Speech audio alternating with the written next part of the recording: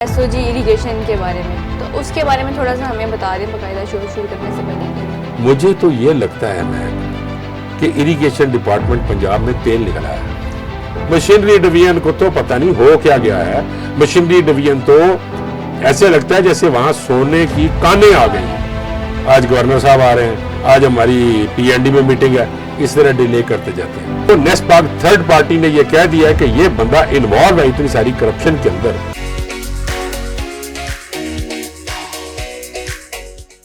अस्सलाम वालेकुम। करप्शन की एक और नई स्टोरी के साथ मैं हूं महक राव और आप देख रहे हैं स्टोरी बाय नईम खान। हमारे साथ एज पर रूटीन सीनियर तज्जियाकार नईम खान साहब मौजूद हैं। आइए इनसे बात करते हैं। अस्सलाम वालेकुम सर। वालेकुम अस्सलाम। कैसी हैं आप? खैरियत से? अल्हम्दुलिल्लाह। सर पहले तो आप हमें एक बात बताइए कि हम पिछले शो में बात कर रहे थे एसओजी इरिगेशन के बारे में, उनसे रिलेटेड जो केसेस वगैरह चल रहे थे, तो हमने सेकंड पार्ट भी करना था, तो उसके बारे में थोड़ा सा हमें बता दें बाकायदा शुरू करने से पहले के लिए। अच्छा, हाँ, वेरी गुड यार, बहुत अच्छा। एक्चुअली बात ये कि हम इसकी इन्वेस्टिगेशंस कर रहे हैं। देखिए, हम प्रोग्राम में बात कर रहे होते हैं और व्यूअर्स देख रहे होते हैं, तो जो हक सच की बात है वही करनी चाहिए ना। हमें अपनी तरफ से लगी लिपटी बातें नहीं होनी चाहिए, जैसे आजकल इंडिया कर रहा है। वो लगी लिपटी बातें कर रहा है और वो सारा सोशल मीडिया खराब कर रहा है। वो असल में बात यह कि अभी जब इन्वेस्टिगेशन चल रही थी, हम भी देख रहे हैं, नैब वाले भी इन्वेस्टिगेट कर रहे हैं, लेकिन नैब वालों के साथ सामने कोई ऐसी कोई खास बात यानी कोई जो कोई रह गई हो, बाकी तो सारी उनके पास आ गई हैं। कोई खास बात अभी पता चला है कि एसओजी इलियास भट्ट साहब ने और वहाँ पे जो एक वर्क चार्ज मुलाजिम था खुर्रम मुर्तजा, उन्होंने मिल के मरी के अंदर कोई 20 करोड़ रुपए का एक होटल खरीदा है और उसको वो रन कर रहे हैं। यानी 20 करोड़ रुपए से उन्होंने होटल दोनों ने खरीदा। और वो जो खुर्रम मुर्तजा जो था, ये जो है लड़का जिसको वर्क चार्ज पे रखा हुआ था, उसके 3 प्लॉट बैरिया ऑर्चर्ड लाहौर में 8-8 मरले के वो भी मौजूद हैं। हाँ जी, वो हम दिखा देंगे, हर चीज दिखा रहे हैं। नैब क्लब की हम ये सारी चीजें भेजेंगे और सब कुछ दे रहे हैं, चीजों को दे रहे हैं। मुझे तो ये लगता है महक कि इरिगेशन डिपार्टमेंट पंजाब में तेल निकला है। देखिए ना, अब जैसे करप्शन तो एक साइड पे हो गई, तेल निकल आया है। जैसे अभी ट्रंप साहब वो उठे हैं, वो सीधा पहले तेल वालों के पास गए। देखा ना, सऊदीया गए, कतर गए, यूएई में चले गए, तेल वालों के पास पहले गए हैं। और पाकिस्तान में इरिगेशन डिपार्टमेंट पंजाब में तेल निकला है। हर अफसर यहाँ पे लगना चाहता है। हाँ जी। हर बंदा जो है वो कहता है मुझे यहाँ पे लग जाए, कम से कम 3 साल लग जाए, मेरी अगली मौत तक जो है मेरे पास पैसे आ जाए। लेकिन ये पता नहीं है किसी को कि पैसे वाले को भी मौत आ जाती है और पता नहीं किस तरह की आ जाए। लेकिन हमारी इन्वेस्टिगेशंस ने हमें तक बताया। उसके बाद जो उनका एक स्टाफ है, जो उनका स्टाफ मैंने बताया था, नायब कासिद और वो जो इसका कैशियर है और एक और लड़का है हाफिज, वो अहमद शाहबाज, उन्होंने एक जाली अकाउंट खोले हुए हैं पुरानी अनारकली में एक बैंक है। वो हम अब चूंकि नाम इसलिए बता रहे कि नैब के पास जानी सारी चीजें, वहां पे अकाउंट खोले हैं जाली फर्मों के नाम से, और एसओजी साहब ने वो जाली फर्में अपने नायब कासिद और एक डीआर है उसके नाम पे वो जाली फर्में बनवाई। और वहां पे जो चेक उनके आ रहे होते थे उन जाली फर्मों में जाते थे। वो नायब कासिद साहब अपना हिस्सा लेते हैं और बाकी पैसे साहब को दे देते हैं। वो भी अब हम चूंकि नैब को हमने बतानी हर चीजें कि ये बैंक अकाउंट जो से हैं ये वो भी हमने दे देने हैं, बैंक अकाउंट भी हमने देने हैं, और इंशाअल्लाह ताला अजीज नैब उसका एक बेहतरीन, वो कहते हैं ना, पोस्टमार्टम कर देगी। हाँ जी। तो नैब उसका बेहतरीन पोस्टमार्टम करेगी। सर अब हम चलते हैं अपने बाकायदा प्रोग्राम की तरफ। तो बताइए आज की स्टोरी क्या लेके आए हैं? आज की स्टोरी तो कमाल की स्टोरियां हैं। वो मैंने कहा था ना, कहाँ तक सुनोगे, कहाँ तक सुनाए, हजारों करप्शन है, क्या क्या बताएं। माफिया हो गया बिल्कुल पूरा। तो अब तो हर बंदा इस काम को लग गया हुआ है कि भाई इजी कम पैसे आ जाएं। वो एक था ना जी, कहते हैं जी पैसे लेता पकड़ा गया। हाँ जी। और पैसे देकर छूट गया। सही बात। तो आजकल तो ये सिलसिला चला हुआ है। अच्छा, वो हमने एक सिलसिला शुरू किया था कि एफआईआर जो सी हैं, वो जो एंटी करप्शन डिपार्टमेंट है, उन्होंने जो सिलसिला पकड़ा हुआ है कि इन्वेस्टिगेशंस में लेट कर दो और उसके बाद फिर चालान को कोर्ट में सबमिट ना करो। एक और हमारे पास एक आई है आज, वो है जी एक मुकदमा नंबर है 28/2022। इसकी भी इन्वेस्टिगेशंस मुकम्मल नहीं हो रही। 22 का केस है और आज देख ले 25 हो गया, इन्वेस्टिगेशन भी नहीं हो रही। और इन्वेस्टिगेशन कंप्लीट होगी तो जाके वो चालान सबमिट होगा कोर्ट के अंदर। अब इसमें देखो इतने सारे मुलजिम हैं जिसमें जो 25-26 हैं। एक तो मियाँ अब्दुल गफूर साहब हैं, कोई डिवीजनल अकाउंट्स ऑफिसर हैं, मशीनरी डिवीजन फैसलाबाद के, उनका शनाख्ती कार्ड नंबर लिया है। और चौधरी निसार साहब हैं, एक और डिवीजनल अकाउंट सब हैं, चौधरी निसार साहब SDO हैं, मियाँ बिलारुल्लाह के SDO मशीनरी हैं, खालिद विर्क SDO मशीनरी है, और बहुत सारे सब इंजीनियर सबके नाम है मशीनरी डिवीजन के। मशीनरी डिवीजन को तो पता नहीं हो क्या गया है। मशीनरी डिवीजन तो ऐसे लगता है जैसे वहां सोने की कानें आ गई हैं।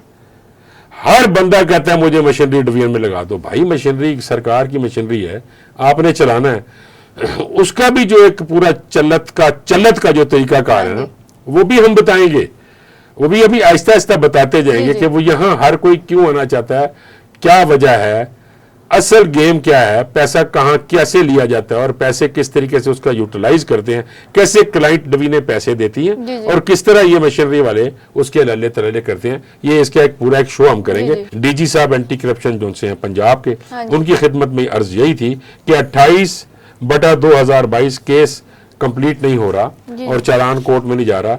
DG साहब एंटी करप्शन, मैं उनसे रिक्वेस्ट करूंगा कि DG साहब आपकी मेहरबानी है 28/2022 को देखें और इसका चालान कंप्लीट करवाएं ताकि कोर्ट में इसका फैसला हो सके। सर ये जो एंटी करप्शन डिपार्टमेंट वाले लोग हैं, ये इस तरह केसेस 2-2, 3-3 साल डिले करते हैं, क्यों, क्या चक्कर है इसका? वो मैंने पहले कहा था ना कि कभी तो मुल्जमान नहीं आते, कभी मुद्दई नहीं आता। जी। तो मुद्दई नहीं आया, पता लगा 3 महीने की तारीख पड़ गई। मुल्जमान को नोटिस वो सरकारी होते हैं, वो अगर लिख के भेज देते हैं जी आज हमारी इंस्पेक्शन है, आज चीफ मिनिस्टर आ रही है या चीफ मिनिस्टर आ रहा है, आज गवर्नर साहब आ रहे हैं, आज हमारी PND में मीटिंग है, इस तरह डिले करते जाते हैं। और डिले इनका काम है कि जैसे जैसे डिले होगा मुद्दई भी तंग आ जाएगा कि मैं रोज चक्कर लगा के तंग आ गया हूँ, वो भी एक साइड पे हो जाएगा, कहेगा अच्छा यार जो कुछ 4 पैसे जो मैंने देने जो दियो, मेरी जान छोड़ो, मैं फारग हुआ। और यही वो लोग चाह रहे होते हैं कि किस तरह मुद्दई को बिठा लें तो सारा काम हो जाए। अच्छा, अभी आज हम एक और चीज करेंगे। ये जो इरिगेशन डिपार्टमेंट है ना, मैंने जैसे पहले कहा ना, यहाँ को तेल निकला है। अच्छा, यहाँ पे एक इंजीनियर साहब हैं, वो आजकल चीफ इंजीनियर लगने के चक्कर में, माहर मंजूर साहब उनका नाम है, उन्होंने आज से कुछ 6 महीने पहले अपनी समरी भिजवाई कि मुझे चीफ इंजीनियर लगा दे खाली जगह पे। वो जब गया, केस बन के गया, तो जब चीफ मिनिस्टर के ऑफिस में गया तो वहां पता चला कि ये तो ऑलरेडी इतने करप्ट आदमी है और इन्होंने इतनी ज्यादा करप्शन की हुई है, मैं बताता हूँ अभी कि जी इनको तो नहीं लगा सकते। उन्होंने समरी वापस भिजवा दी। 2 महीने के बाद फिर समरी सेक्रेटरी साहब ने भेज दी और मिनिस्टर इरिगेशन साहब ने भी कहा जी कि चल कोई नहीं यार, इन्हें भी ला के देख लो, ये भी जरा 4 दिन मजे चख ले। उन्होंने फिर समरी भेज दी उसकी। वहां से ये इतराज लग के आया कि आप क्यों दिलचस्पी रखते हैं, और उन्होंने बल्कि सेक्रेटरी साहब की सरजनिश की कि क्यों दिलचस्पी रख रहे हैं, मार मंजूर जो सा है इसको आप चीफ इंजीनियर क्यों लगाना चाहते हैं मुल्तान का। अच्छा, अब चीफ इंजीनियर मुल्तान वो लगने में दिलचस्पी क्यों रखता है?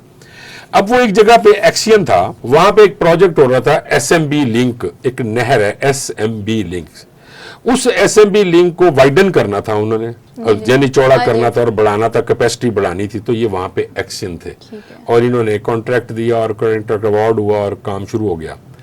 इन साहब ने वहां पे ओवर पेमेंट्स कर दी, कॉन्ट्रैक्टर के साथ मोहब्बत की क्योंकि उसने इनके साथ मोहब्बत करनी थी, लव बिगेट्स लव, तो उन्होंने करनी थी, उन्होंने उनको एक्सेस पेमेंट्स कर दी। अच्छा, उस पे वहां पे कंसल्टेंट्स थे, जो कंसल्टेंसी होती है ना, थर्ड पार्टी आती है, वो देख रही होती कि हमने ये काम सही हुआ कि नहीं हुआ। अच्छा, एक होता है क्लाइंट, एक हो गया जी कॉन्ट्रैक्टर और एक हो गया कंसल्टेंट। अब कंसल्टेंट ने जब उन्होंने कहा कि यार आपने तो बहुत ज्यादा पेमेंट्स कर दी और हमसे पूछे बगैर ही खड़का दी आपने पेमेंट। अब वो पेमेंट्स कितनी थी आप अंदाजा करो, 837.537 मिलियन। तो अच्छी खासी रकम है सर ये तो। अच्छी खासी नहीं, अच्छा खासा है। 837.537 मिलियन उन्होंने लिखा है। दी अबव टेबल, जो ऊपर टेबल बना हुआ हम दिखाएंगे अब उनको, वो जी वो ये शो करता है that the total loss to the government exchequer in both contract packages due to payments against extra unnecessary works together with the cost paid to the contractor of NCB 02 in violation to the FD's notification comes out, यानी कितने पैसे हैं, comes out to be ₹837.537 million. मैं ये कहता हूं कि secretary साहब को या मिनिस्टर साहब जी, जी। को जब बार बार आप एक ही बंदे की समरी भेजे जा रहे हाँ हैं जी। और आपको नेक्स्ट पाक थर्ड पार्टी ने ये कह दिया है कि ये बंदा इन्वॉल्व है इतनी सारी करप्शन के अंदर, क्यों इसको चीफ लगाना चाहते हैं? हाँ जी, क्यों इतनी करप्शन भी सामने आ रही है, क्यों लगाना चाह रहे हैं? असल में ये प्रोजेक्ट मुल्तान जोन के अंदर है। ठीक है, अब वो उसमें चीफ लगना चाहते हैं कि मैं चीफ मुल्तान लग जाऊं। वो क्यों सर? वो इसलिए लग जाऊं कि जो ये मेरा जो काम खराब हुआ हुआ है हाँ जी। 837 या 537 मिलियन, का। इसको मैं वहां बैठ के एज ए चीफ ठीक कर लूं, ओह, ताकि जो मेरे ऊपर ये इल्जाम नहीं है, जो पैसे निकले हुए हैं, इंक्वायर्ड हुए हैं और नेस्पाक थर्ड पार्टी ने ये बता दिया हुआ है कि इस बंदे ने इतना फ्रॉड किया है, वो वहां इसलिए जाना चाहते हैं मुल्तान जोन इरिगेशन में कि मैं वहां जाके अपने मामला ठीक कर लूं। ठीक है। अच्छा, अब मुझे नहीं समझ आती कि मिनिस्टर इरिगेशन पंजाब और सेक्रेटरी इरिगेशन पंजाब की दिलचस्पी क्या है इस बंदे के अंदर। कभी वो कहते हैं जी रिटायर होने वाला है, तो हम ये कहते हैं चलो थोड़ी देर शशका जरा ये भी ला लवे चीफ हलायदे नाल टाइटल लग जाए।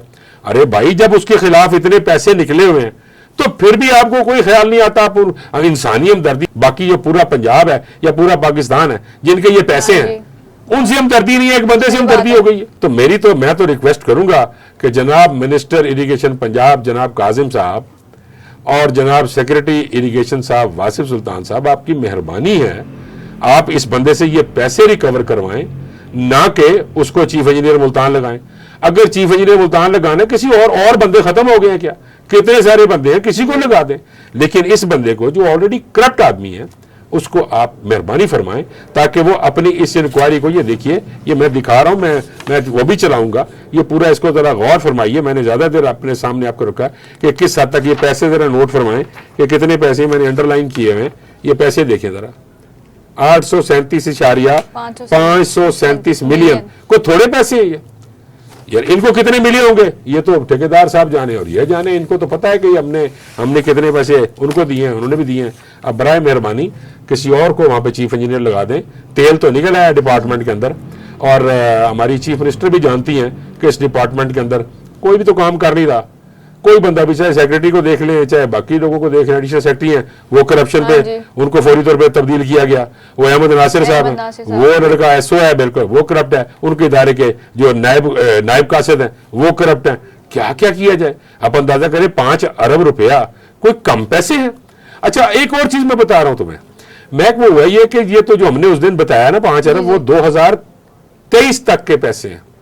अभी 2024 के आने हैं जो अब हमारे पास मौजूद हैं, और हम 2024 का भी पूरे का पूरा कच्चा चट्ठा निकाल के देंगे कि जो 2024 में क्या हुआ और नैब ने किस तरीके से, नैब की भी क्या बात है, वंडरफुल डिपार्टमेंट है नैब, नहीं कोई बिकता बिकाता नहीं है, ना झुकता है ना बिकाता है। और सबसे बड़ी बात है मुदई, जो इस केस में मुदई है वो इतना स्ट्रांग हो गया है कि उसके पीछे पीछे फिर रहे हैं कि खुदारा हमारी जान छोड़ दे। उसने कहा जी जान को मेरा क्या ताल्लुक, अब नैब जाने तो आप जाने। तो मैं तो खड़ा हूं, मैंने तो बता दिया कि आपने कितनी ज्यादा करप्शन की हुई है और साबित भी हो गई है। साबित भी हो गई है वो तो। हमने 24 वाले भी अगले शो में हमने 2024 की जो करप्शन उन्होंने की है वो भी अरबों रुपए में है, वो भी हम दिखाएंगे। जी नाजरीन, जैसा कि आपने देखा और सुना भी कि किस तरह इतनी सारी करप्शन हो रही है और फिर इस करप्शन को छुपाने के लिए लोग अपने ट्रांसफर करवा रहे हैं। आज के लिए इतना ही, फिर हाजिर होंगे करप्शन के नए केस के साथ। तब तक के लिए अल्लाह हाफिज।